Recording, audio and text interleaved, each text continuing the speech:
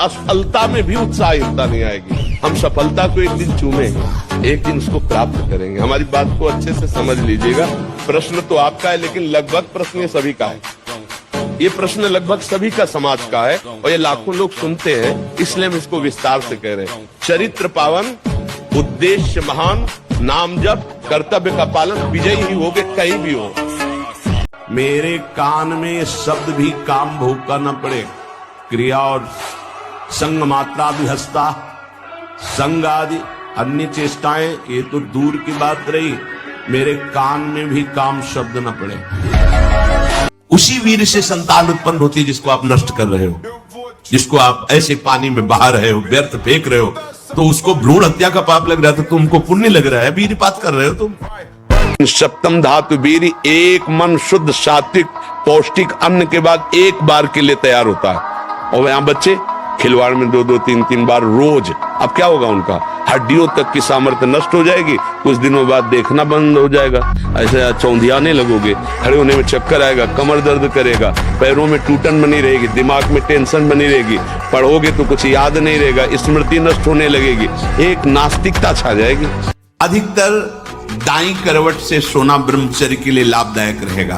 सोते समय भगवत चिंतन अत्यंत आवश्यक है। यदि आप सोते समय छूट दे दी तो गलत चिंतन उस समय जरूर होगा, और गलत चिंतन हुआ अगर सो भी गए तो धोखा हो जाएगा, और अगर जगते रहे तो धोखा हो जाएगा।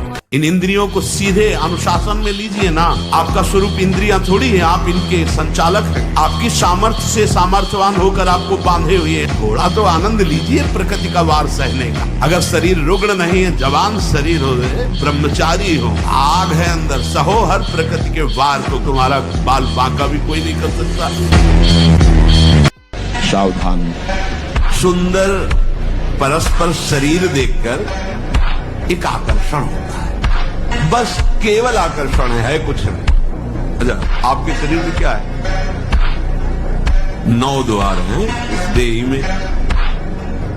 अगर अभी खखार के थूका जाए तो देखने लायक, छिड़का जाए, सो के उठते हो आंखों में कीचड़, कान की सफाई करवाओ, गंदगी।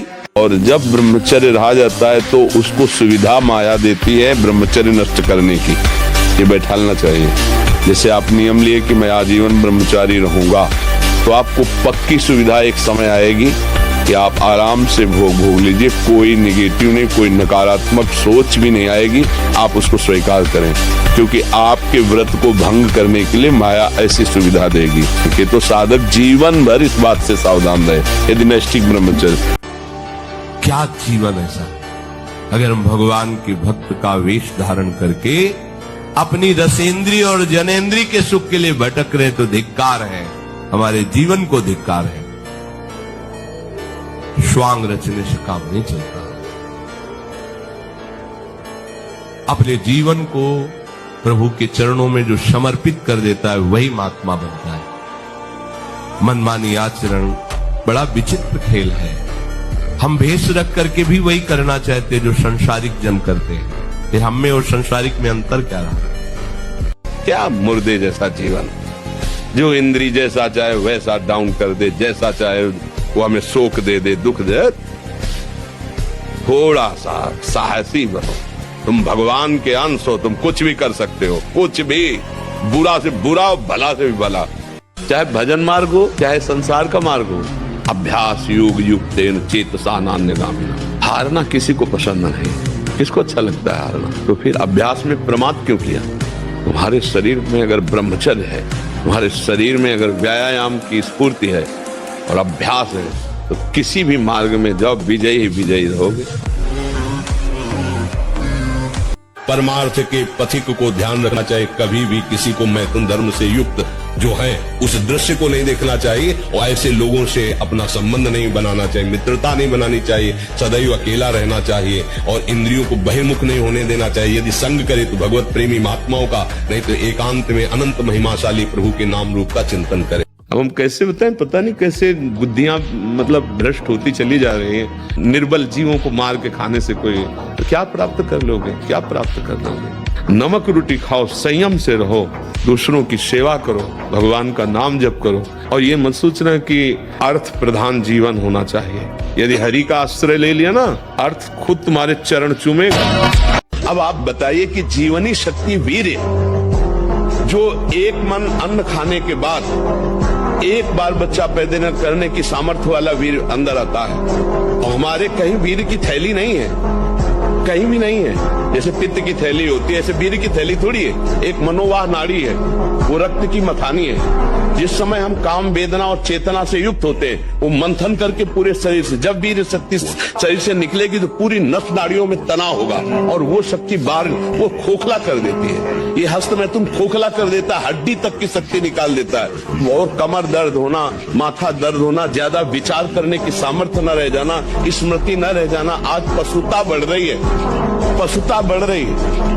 ये क्या हो रहा है? ये जो व्यवहार बन रहा है, ये धर्म में चलेंगे, इनका जीवन अच्छा होगा, ये पवित्र विचार वाले होंगे, ये भगवान को मानेंगे। क्षीण करोगे उतने आप कमजोर और रोगी होते चले जाओगे, उतने ही आप नष्ट होते चले जाओ। तुम्हारी स्मृति नष्ट हो जाएगी, तुम्हारा बल नष्ट हो जाएगा, तुम्हारा उत्साह नष्ट हो जाएगा, तुम्हारे अंदर की जितनी सकारात्मक भावना है वो सब नकारात्मक में बदल जाएंगी अगर ब्रह्मचर्य नष्ट हो जाए।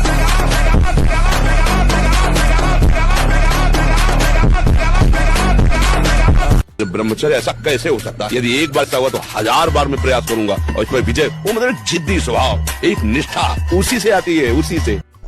ब्रह्मचर्य रक्षा के लिए पहला तो ये निश्चय करना होगा कि आपकी वीर में महत्व बुद्धि हो जाए। जिसे आप व्यर्थ समझ रहे हैं वो बहुत बड़ी जीवनी शक्ति है। चाहे जितना आप उसको निकालते रहिए, आपको सुख कभी नहीं मिलेगा, दुख बढ़ता चला जाएगा। रात में सोते समय बहुत सावधान हो जाना चाहिए उपासक को। वैसे तो हर समय सावधान, पर सोते समय ऐसे सावधान होना चाहिए जैसे मृत्यु के समय योगी जन अपने सारे इंद्रियों को समेट लेते हैं और अपने स्वरूप में, अपने प्रीतम के स्वरूप में लगा देते हैं। तुम रोज शयन के समय ऐसा अनुभव करो, मैं नींद में जा रहा हूं या मृत्यु में जा रहा हूं, इसमें कोई फर्क नहीं पड़ता। पता नहीं आंख खुले कि न खुले। कितने ऐसे हैं कि सोते ही रह गए। मैं भगवान का दास हूं, मैं किसी भी स्थिति में निराश, उदास, हताश नहीं हो सकता हूं। मैं हर कोशिश करूंगा, बाहरी और आंतरिक शत्रु कोई भी मुझे परास्त। किसी से लड़ना तो पहले थोड़ा दूध पियो, घी खाओ, दंड बैठक मारो, संयम से रहो, थोड़ा पावर बनाओ। पहले नाम बल एकत्रित करो, थोड़ा नाम जप करो, फिर देखो ऐसा चाटा मन को मारेगा नाम की अपने आप लाइन पे चलने लगेगा। कोई संशय नहीं, कोई किसी भी तरह का विघ्न। महाराज जी, ना चाहते हुए भी मेरा मन पराई माता बहनों पर दूषित दृष्टि। ऐसा हो ही नहीं सकता बच्चा। हम ना चाहे और फिर मेरा मन ऐसा कर दे तो ऐसा अपनी बहन पे जाता है। अगर हमारा मन किसी माता बहन में चला जाता है, गंदी भावना करता है, तो हम उसे वापस लाते हैं और डांट लगाते हैं। जैसे अपनी बहन तैसे दूसरे की बहन। आत्मना प्रतिकूलानी परेशान न समाचरे।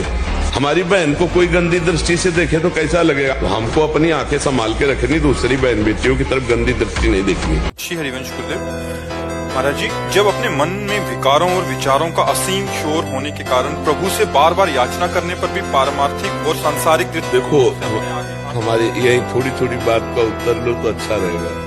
जब मन में विकारों की गूंज उठती है, उस समय तुम्हारे अंदर राधा नाम की गूंज उसे दबा सकती है, अन्यथा नहीं।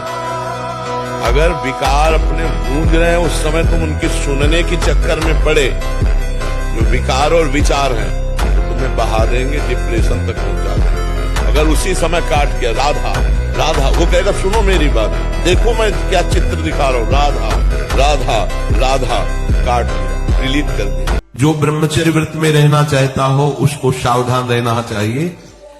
चंचलता, काम, क्रोध, लालच और पापाचरण से युक्त बना देने वाला ये तमोगुणी आहार बिल्कुल नहीं करना चाहिए। प्याज, लहसुन, गाजर, उड़द, मसाला, बाजार का बना हुआ मसाला, ये नहीं। और तमोगुणी में मांस, मछली आदि, अंडा, शराब, चाय, काफी, ये लिखा कोकीन, चरस, ये सब तमोगुणी में है। और घोर तमोगुणी घोर तमोगुणी बासी भोजन। मन हमारा कहता है तो क्या है, यम ही न व्यथ्यन्ते ते पुरुषम पुरुषर्षभ सम दुखा सुखाधीरम स्वमृतत्वाय कल्पते। जो मन के द्वारा दी हुई व्यथा से व्यथित नहीं होते, उसको कंट्रोल करते हैं, कदापि नहीं, वो निकल जाते हैं माया से, नहीं तो रौंद दिए जाओगे। ब्रह्मचर्य से रहो, भगवान का नाम जप करो, हर समस्या का समाधान है। हर समस्या से लड़ने की सामर्थ्य आप में रहेगी, आप में एक दिव्यता रहेगी, आप में सारी दिव्यताएं आप में है, पर दिव्यता की खोज तो कोई करने चल नहीं रहा और दिव्यता नष्ट करके भोगों में अपना नाश कर रहा है। अगर 100 बार पटक किसी पहलवान ने लगा दी तो कुश्ती लड़ना थोड़ी छोड़ दिया जाता है। गुरु की शरण में होकर के दांव सीखा जाता है। 100 बार तो तुमने गिराया, अब थोड़ा दूध पिएंगे और दंड बैठक और बढ़ाएंगे और गुरु की शरण में होकर वो हाथ सीखेंगे जिससे पटकेंगे। ऐसे ही अभी मन पटक रहा है, मन ही तो पटक रहा है। मना कष्टानि इंद्रियाणि प्रकृति स्थानि कर्षति। अब तुम अगर हमारी दांव सीख जाओ तो अभी बचना शुरू हो जाएगा। जिस दांव से दुश्मन को पछाड़ा जाता है, गुरु से युक्ति मिलती है, युक्ति से मुक्ति मिलती है। और जब ब्रह्मचर्य, ऐसा कैसे हो सकता है? बल है ना, अध्यात्म बल, शारीरिक बल की बात नहीं कहते। ऐसा कैसे हो सकता है?